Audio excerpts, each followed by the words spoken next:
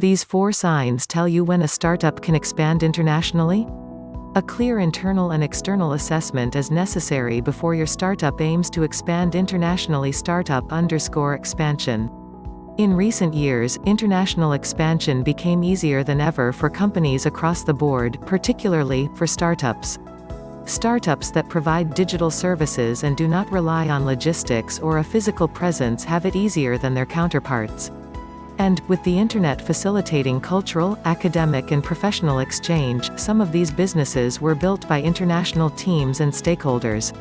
Born digital, born global startups might be a few steps closer to international expansion than their counterparts. But this does not mean that they should not have a plan.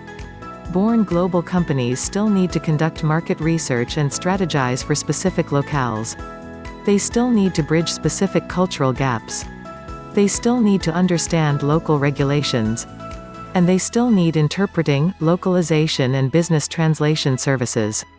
Especially, if they will be looking for strategic partnerships in these new markets. But, how do we know when a startup might be ready for international expansion? Whether your products are physical or digital, whether you sell design services or mattresses, you should look out for these 4 signs. Good financial health. Expansion is costly. But, when done well, it can have an amazing ROI. Of course, doing it well demands some initial investment. If your company is just getting by capital-wise, it might not be the right time to expand. While startups selling physical products might need to assign a larger budget to their expansion project, a digital company's expansion budget can't be a handful of loose change. Expanding your product will involve adapting your code for internationalization, exploring international payment systems, and hiring a localization team to get your product ready for your new market. Make sure you're in a position where you don't have to cut corners. And remember that recovering from a failed expansion attempt can be more expensive than assigning it enough funds to do it right. A strong and stable team. Due to the way startups grow, job instability is very common.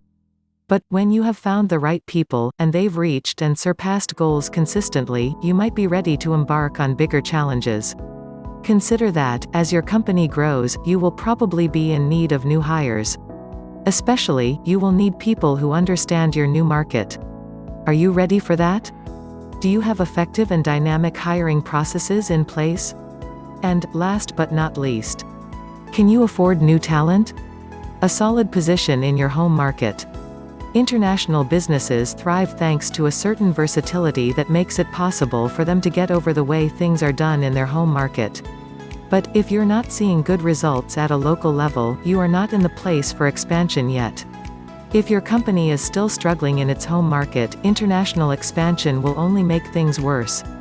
If this is the case, fix what is wrong and achieve your local goals before you strive for intentional business.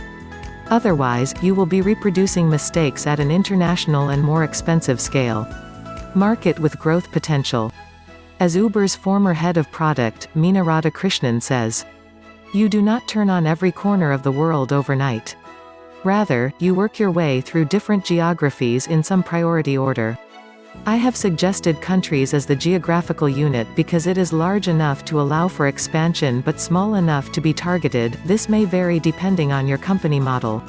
To win at an international level, you should win locally several times.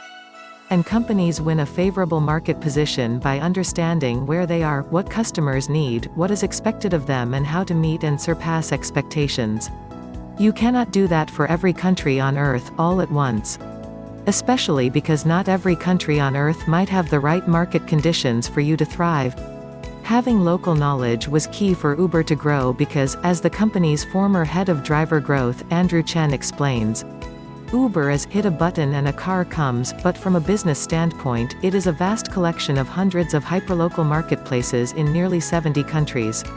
Each marketplace is two-sided, with riders and drivers, has its own network effects driven by pickup times, coverage density, and utilization.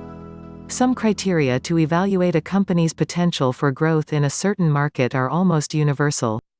Set your own, depending on your specific industry and business model. Then, carefully research and assess potential target markets. Aside from general market conditions, study your competitors carefully and analyze how favorable or disfavorable your position would be, compared to theirs. What are you seeing that they are not? To assess whether your business is ready for expansion, make sure you have a strong and stable team, capacity to hire specialists and enough funding. You should also consider whether your company might have internal problems to solve before going internationally and if it is serving the local market properly. A foreign market with growth potential and a clear need for your product as an international expansion essential. Do not skip in-depth market intelligence and craft a holistic, data-driven strategy.